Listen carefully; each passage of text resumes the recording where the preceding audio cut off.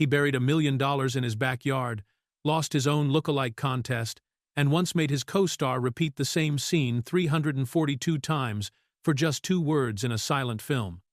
The world's most famous comedian had blue eyes that shocked people used to seeing him in black and white, was banned from America for 20 years as a suspected communist, and received the longest-standing ovation in Oscar history when he finally returned. Here are 15 things you never knew about Charlie Chaplin. Fact 1. He lost his own lookalike contest. Picture this. The most famous person in the world enters a contest to see who looks most like himself, and he loses. That's exactly what allegedly happened to Charlie Chaplin during the height of his fame in the 19-teens and 1920s, when something called Chaplinitis swept across America like a fever. By 1915, just 1 year after his film debut, Chaplin had become such a massive cultural phenomenon that his little tramp character was everywhere. Stores sold Chaplin merchandise, people wore fake mustaches to imitate him, and theaters across the country hosted Charlie Chaplin lookalike contests with cash prizes of $25 or more. These contests became so popular that even a young Bob Hope reportedly won one in Cleveland before becoming famous himself. According to various newspaper reports from 1918, the story goes that Mary Pickford told a gathering in London about how Chaplin had entered one of these contests at a fair in the United States and came in 20th place. The story claimed that the real Charlie Chaplin thought there might be a chance for him, so he entered for the performance, minus his celebrated mustache and his boots. He was a frightful failure and came in 20th. Other versions of the tale suggest he placed 3rd instead, and some even claim it happened at the famous Grauman's Chinese Theater in Hollywood. Chaplin's own son, Charles Jr., later wrote in his book that his father had told him about participating incognito in one of these contests, where 30 or 40 people were on stage doing their best tramp impressions. According to Jr., Chaplin came in 3rd and found the whole thing to be one of the funniest jokes imaginable. However, the truth behind this perfect story remains unclear. In a 1966 interview, Chaplin himself firmly denied the legend, calling it completely untrue and saying it had no basis in fact. Despite his denial, the tale has persisted for over a century, becoming one of those stories that people want to believe because it seems to capture something essential about fame, identity, and the gap between a person and their public image. Fact 2. His coffin was stolen for ransom. Even in death, Charlie Chaplin couldn't escape drama. Just a few months after the comedy legend passed away on Christmas Day 1977 at his home in Switzerland, 2 men decided to pull off what might be the most bizarre heist in entertainment history by stealing his coffin and holding it for ransom. Chaplin had been laid to rest in a small cemetery in the Swiss village of Corsier-sur-Vevey, where he and his wife Una had lived peacefully for decades after being exiled from America. But in March 1978, 2 unemployed mechanics named Roman Wardus and Gancho Ganev hatched a plan that sounds like something out of a dark comedy film. Under cover of darkness, they dug up Chaplin's grave, loaded his coffin into a truck, and drove away with the remains of one of the most famous people who ever lived. The grave robbers then contacted Chaplin's widow, 78-year-old Una, demanding a ransom of $600,000 in exchange for her husband's body. When she refused to pay, the criminals escalated their threats and allegedly began threatening her children as well. But Una stood firm, reportedly telling them that Charlie would have found the whole situation ridiculous and that she wouldn't give them a penny. The bungling criminals had clearly not thought their plan through very carefully. Swiss police launched a massive investigation, tapping phone lines and conducting surveillance throughout the region. After 2 months of searching, authorities finally tracked down the perpetrators and discovered Chaplin's coffin buried in a cornfield in the nearby village of Noville. The coffin had remained unopened throughout the entire ordeal. Both men were arrested and later convicted, receiving prison sentences for their crimes. To prevent any future grave-robbing attempts, Chaplin's remains were moved to a new location and reburied under 6 feet of solid concrete, ensuring that the little tramp could finally rest in peace without fear of any more unwanted adventures. Fact 3. He buried cash in his backyard. Charlie Chaplin may have been one of the richest entertainers in the world, but his childhood poverty left him with such a deep fear of losing everything that he literally buried treasure in his own backyard like a paranoid pirate. Having grown up in the slums of London where he often went hungry, Chaplin never forgot what it felt like to have nothing, and this anxiety drove him to take some very unusual steps to protect his fortune. In the years leading up to 1952, as political pressure mounted against him in America due to his alleged communist sympathies, Chaplin grew increasingly worried that the government might freeze his assets or find other ways to take his money. So he decided to create his own personal emergency fund by burying over $1 million in cash somewhere on the grounds of his Beverly Hills estate. This wasn't just loose change either. In today's money, that buried treasure would be worth nearly $10 million. When Chaplin was effectively banned from returning to America in September 1952 while traveling abroad, he faced a serious problem. His vast fortune was sitting in American banks and buried in American soil, but he was no longer allowed back into the country to access it. Fortunately, he had prepared for exactly this scenario by making his wife Una a co-signer on all their bank accounts, since she was an American citizen. Several months later, Una returned to their Beverly Hills home under the pretense of caring for her sick mother, but her real mission was far more dramatic. According to the story that has become Hollywood legend, she literally dug up the buried cash from their backyard, took it to a bank to convert the money into $1,000 bills, and then carefully sewed the bills into the lining of her mink coat. She then wore this incredibly valuable coat on her flight back to Switzerland, successfully smuggling their fortune out of America right under the government's nose. Fact 4. He had surprisingly blue eyes. One of the most shocking things about meeting Charlie Chaplin in person wasn't his height or his voice, but the color of his eyes. While millions of people around the world thought they knew exactly what Chaplin looked like from watching his films, they were completely wrong about one very basic detail that caught everyone off guard when they met him face to face. Because all of Chaplin's most famous films were made during the black and white era, and because he always wore heavy dark makeup around his eyes as part of his little tramp character, virtually everyone assumed that Charlie Chaplin had brown or dark eyes. The thick grease paint and kohl that he used to create his expressive on-screen look completely obscured his natural eye color, creating a completely false impression that lasted for decades. In reality, Chaplin had strikingly bright blue eyes that were so vivid they immediately caught people's attention. This fact surprised so many people that Chaplin himself wrote about it in his autobiography, noting that people meeting him for the first time were always struck by his blue eyes because it was so different from what they expected. The contrast between his screen image and his real appearance was so dramatic that it became one of the first things people commented on when they encountered him in person. Even his future wife Una was surprised by this detail when she first met him in 1942. She was so taken aback by his eye color that she wrote to a friend immediately after their first meeting saying, "Just met Charlie Chaplin. What blue eyes he has!" This reaction was typical of almost everyone who encountered the famous comedian without his makeup for the first time. The misconception about his eye color was so widespread that it lasted well beyond his lifetime, and many people today still picture Chaplin with dark eyes, simply because that's how he appeared in all his most memorable film roles.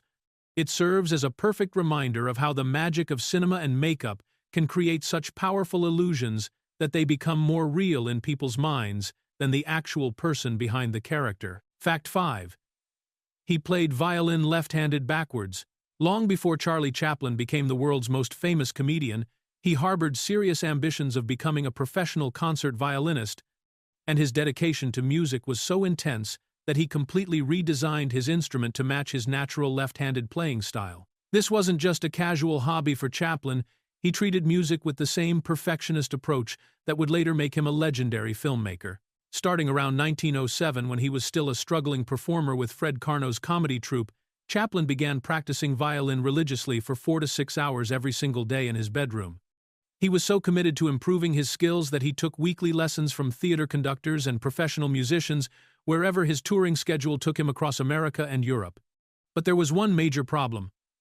Chaplin was naturally left-handed, and violins are traditionally designed to be played with the instrument resting on the left shoulder and the bow held in the right hand. Rather than forcing himself to play the conventional way, Chaplin took the unusual step of having his violin completely restrung backwards, with all the strings reversed and even the internal bass bar and sound post repositioned to accommodate his left-handed playing style. This meant he could hold the bow in his left hand and finger the strings with his right hand, which felt natural to him but looked completely backwards to anyone watching. Stan Laurel, who shared lodgings with Chaplin during their touring days, remembered how seriously his roommate took his musical pursuits. According to Laurel, Chaplin carried his specially modified violin everywhere he went and would practice for hours at a time. He even bought a cello at one point and carried that around too, always dressing like a professional musician in a long fawn-colored overcoat with green velvet cuffs and collar, letting his hair grow long in the back to complete the artistic look.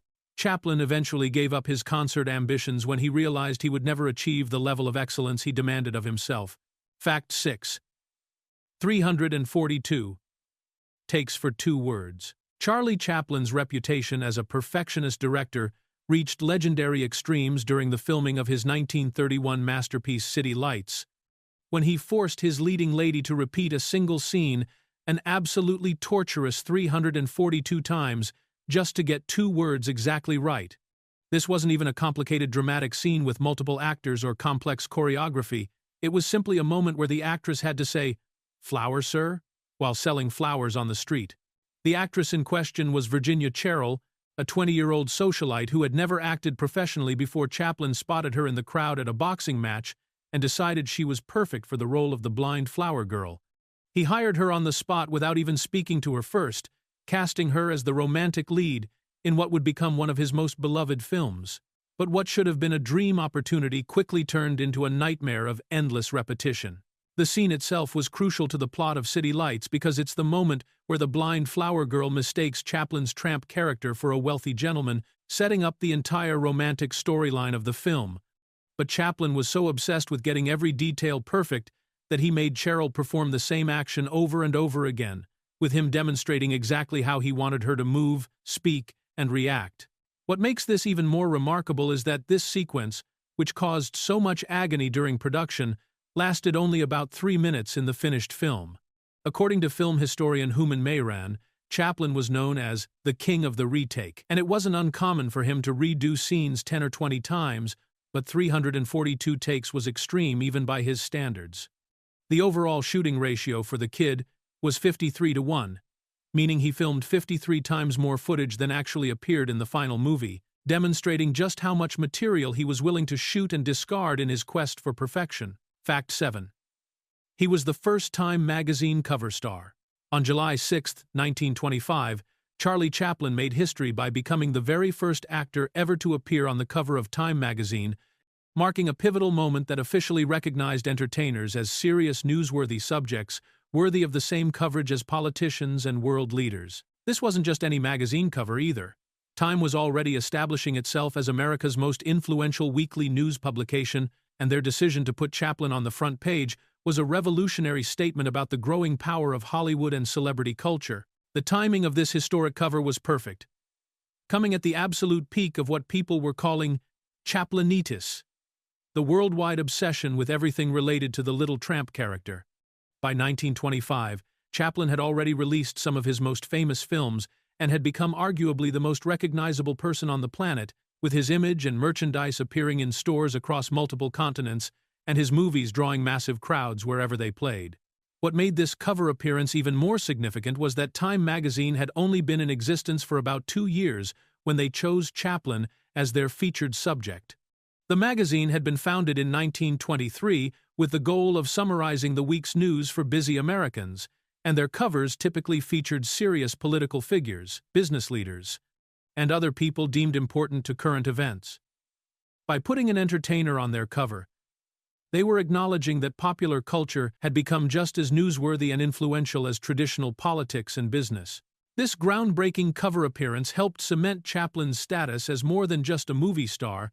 It officially recognized him as a cultural force and global icon whose influence extended far beyond the world of entertainment. The cover also set a precedent that would eventually lead to countless other actors, musicians, and celebrities appearing on major magazine covers, but Chaplin was the first to break through that barrier between serious journalism and popular entertainment. Fact 8. Banned from America for 20 years.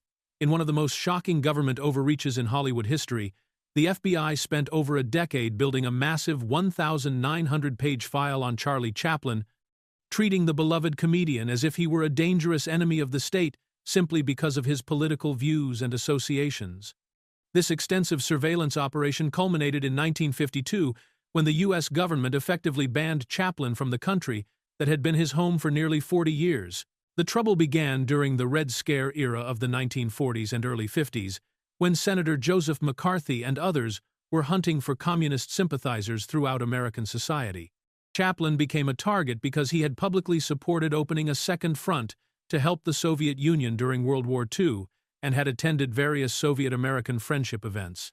His film Modern Times was also seen by some as criticizing American capitalism and industrial society. FBI Director J. Edgar Hoover was particularly determined to get rid of Chaplin, working closely with gossip columnist Hedda Hopper to gather damaging information about the actor. The investigation involved tapping Chaplin's phones, opening his mail, staking out his house, and interviewing his friends, enemies, and former wives. Despite all this intensive surveillance, the FBI never found any evidence that Chaplin had actually been a member of the Communist Party or had donated money to communist causes. The government's opportunity came in September 1952 when Chaplin sailed to England with his family for the premiere of his film Limelight. While he was at sea, Attorney General Thomas McGranary revoked his re-entry permit, meaning Chaplin could only return to America if he submitted to hearings about his politics and morals. Rather than face this humiliation, Chaplin chose permanent exile, declaring that he would not return even if Jesus Christ were president. He settled in Switzerland and didn't set foot in America again for 20 years. Fact 9. Record. Breaking Oscar standing ovation. When Charlie Chaplin finally returned to American soil in 1972 after 20 years of exile, the Academy of Motion Picture Arts and Sciences offered him what many saw as a long-overdue apology in the form of an honorary Oscar, but nobody could have predicted the emotional outpouring that followed when the 82-year-old legend stepped onto the stage at the Dorothy Chandler Pavilion. Chaplin had been hesitant about accepting the Academy's invitation, unsure of how American audiences would receive him after decades of being treated as persona non grata by his former home country. His fears seemed justified given the hostile treatment he had received from the government and press during his exile, but the Academy was determined to make amends for the way Hollywood had largely abandoned him during the Red Scare era, when only 3 people in the entire industry had publicly defended him. The moment Chaplin appeared on stage to accept his award for the incalculable effect he has had in making motion pictures the art form of this century, the entire audience spontaneously rose to their feet and began applauding with an intensity that caught everyone by surprise. What started as a normal standing ovation quickly transformed into something much more powerful as the applause continued for minute after minute without showing any signs of stopping. The ovation lasted a full 12 minutes, making it the longest standing ovation in Academy Awards history, a record that still stands today. As the applause thundered through the auditorium, Chaplin became visibly emotional, at times appearing overwhelmed by the warmth and enthusiasm of the reception. The audience seemed determined to make up for decades of missed appreciation, and their sustained applause felt like a collective acknowledgement of both Chaplin's genius and the injustice of his long exile. When Chaplin finally spoke, he thanked the audience with genuine emotion, saying the moment was so overwhelming that words seemed futile and feeble, but expressing his gratitude for being invited back among such wonderful, sweet people. Fact 10. He married 4 teenagers. Throughout his life, Charlie Chaplin developed a pattern of marrying significantly younger women that became one of the most controversial aspects of his personal life, with 3 of his 4 wives being teenagers when they walked down the aisle, and the 4th being only 20 when she married the much older star. This age gap issue would repeatedly land Chaplin in legal trouble and contribute to the scandals that eventually damaged his reputation in America. His first marriage in 1918 was to 17-year-old actress Mildred Harris after she told him she was pregnant, though this turned out to be a false alarm initially. Chaplin later described them as irreconcilably mismated, and their marriage lasted only 2 years. His second wife was 16-year-old Lita Gray, who had appeared in small roles in his films The Kid and The Idol Class, before becoming pregnant with Chaplin's child. Their 1924 marriage was even more troubled, with Chaplin so unhappy that he spent most of his time away from home to avoid being around his young wife. The divorce from Lita Gray became a massive public scandal when her legal filing accused Chaplin of various inappropriate behaviors, and the court case made headlines across America, with groups forming to call for his films to be banned. His third marriage was to actress Paulette Goddard in 1936, who was 20 years old compared to his 47 years. This marriage lasted 6 years and ended more quietly than the previous 2. Finally, in 1943, Chaplin married 18-year-old Una O'Neill, daughter of famous playwright Eugene O'Neill, when Chaplin was 54 years old. This final marriage proved to be his happiest and most stable, lasting 34 years until his death and producing 8 children together. The significant age difference between Chaplin and Una caused her father to permanently disown her, but unlike his previous marriages, this relationship brought Chaplin genuine contentment and domestic peace. Fact 11. Forced to pay for another man's child.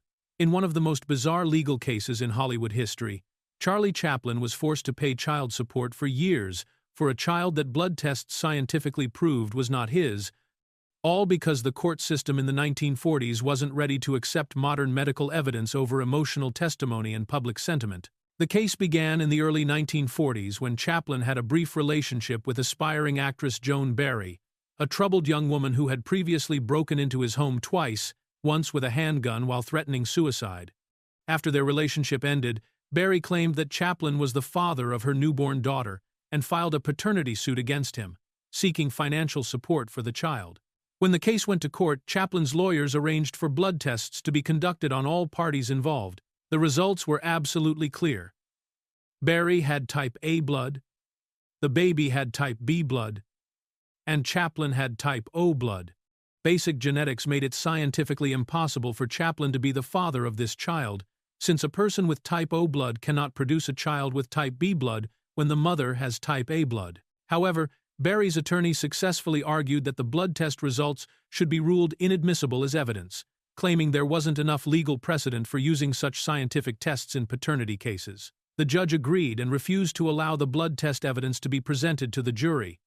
Instead, the case was decided based on Barry's emotional testimony and the prosecution's argument that the wealthy Chaplin should support the child regardless of biological paternity. The jury ruled in Barry's favor, and Chaplin was ordered to pay substantial child support payments for years, even though science had definitively proven his innocence. This case was so outrageous that it led to public protests and eventually helped change California law in 1953 to require blood tests in paternity cases, ensuring that future defendants wouldn't face the same injustice. Fact 12. J.D. Salinger's furious ex-girlfriend revenge. Before Charlie Chaplin swept her off her feet, 18-year-old socialite Una O'Neill had been romantically involved with a young aspiring writer named Jerome David Salinger, who would later become famous as J.D. Salinger, the author of The Catcher in the Rye. Their relationship seemed promising until Salinger made the mistake of enlisting in the army and heading off to fight in World War II, leaving Una behind in New York's glamorous social scene. While Salinger was overseas fighting in Europe, he continued writing long, passionate love letters to Una, sending her 10-page letters every day expressing his devotion and assuming she would wait for his return.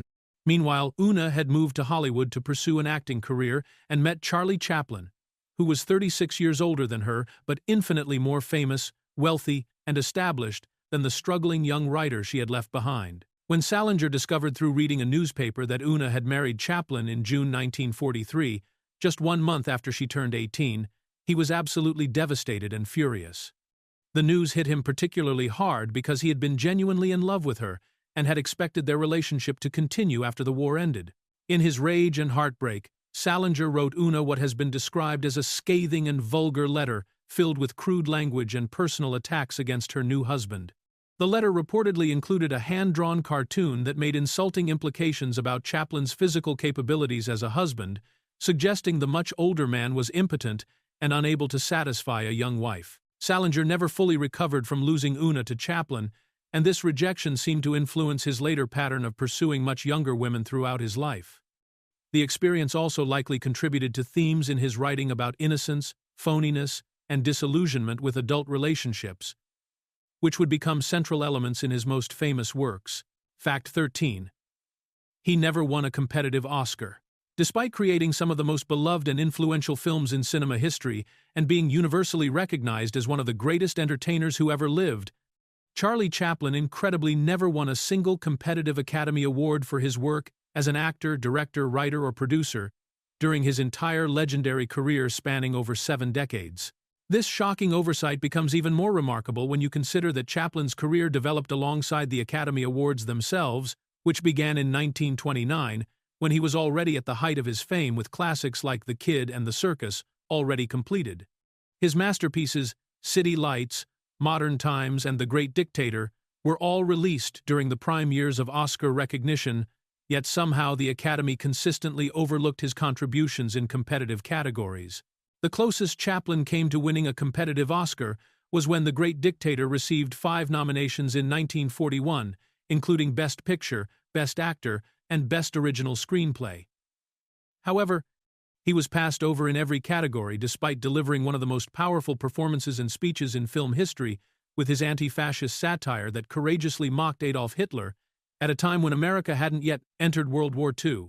Making this situation even stranger is the fact that some of Chaplin's most acclaimed films, including City Lights and Modern Times, weren't nominated for a single Academy Award despite being considered masterpieces today. Part of this may have been due to Chaplin's disdain for the awards early on. According to his son, Chaplin actually used his first honorary Oscar from 1929 as a doorstop for a while. The only competitive Oscar Chaplin ever won was for Best Original Score in 1972 for his work on Limelight, a film that was already 20 years old by the time it became eligible for Academy consideration. His other Oscar wins were both honorary awards recognizing his overall contributions to cinema rather than specific achievements. Fact 14. Shared Hitler's mustache style first. One of history's most disturbing coincidences involves the fact that Charlie Chaplin's iconic Little Tramp character and Adolf Hitler ended up sharing the exact same style of facial hair, even though Chaplin had adopted the famous toothbrush mustache a full 4 years before the future Nazi leader ever grew his own version of the distinctive look. Chaplin first added the small rectangular mustache to his tramp costume in 1915 when he was working at Keystone Studios and trying to create a memorable character appearance. According to Chaplin himself, he chose the toothbrush mustache because it had a comical appearance and was small enough that it wouldn't hide his facial expressions, which were crucial for silent film acting. The mustache quickly became one of the most recognizable elements of his character, along with the bowler hat, cane, and oversized shoes. Hitler didn't adopt his version of the toothbrush mustache until around 1919, when he was still a relatively unknown political agitator in Germany. Some historians believe Hitler may have been influenced by Chaplin's popularity, though there's no definitive proof of this connection. What we do know is that Hitler was actually a fan of Chaplin's films and reportedly watched several of them, including The Great Dictator twice, though his reaction to Chaplin's satirical portrayal of him remains unknown. This eerie parallel became particularly significant when Chaplin decided to make The Great Dictator in 1940, his first talking picture and a bold anti-fascist satire released before America entered World War II. In the film, Chaplin played dual roles: a Jewish barber who looked exactly like his Little Tramp character, and Adenoid Hinkle, his obvious parody of Hitler. The shared mustache style made the visual comparison between the two characters even more striking, and allowed Chaplin to highlight the absurdity of how such a small physical detail had become associated with both comedy and evil. Fact 15. He became a father at 73. Charlie Chaplin's personal life included one of the most remarkable examples of late-in-life fatherhood in Hollywood history, as he was 73 years old when his youngest child was born, making him old enough to be a great-grandfather by the time he welcomed his final baby into the world. This extraordinary span of fatherhood began in 1919 when Chaplin's first wife, Mildred Harris, gave birth to a son who tragically lived only 3 days. His active parenting years then stretched across more than 4 decades, during which he had children with 3 different wives at very different stages of his life. With his second wife, 16-year-old Lita Gray, he had 2 sons: Charles Jr., born in 1925, and Sidney Earle, born in 1926, when Chaplin was in his 30s. The majority of Chaplin's children came from his 4th and final marriage to Una O'Neill, with whom he had 8 children over an 18-year period. Their first child, Geraldine, was born in 1944 when Chaplin was 55, followed by Michael in 1946, Josephine in 1949, Victoria in 1951, Eugene in 1953, Jane in 1957, Annette in 1959, and finally Christopher in July 1962. Christopher James Chaplin, born when his famous father was already 73 years old, represents one of the largest age gaps between father and child in entertainment history.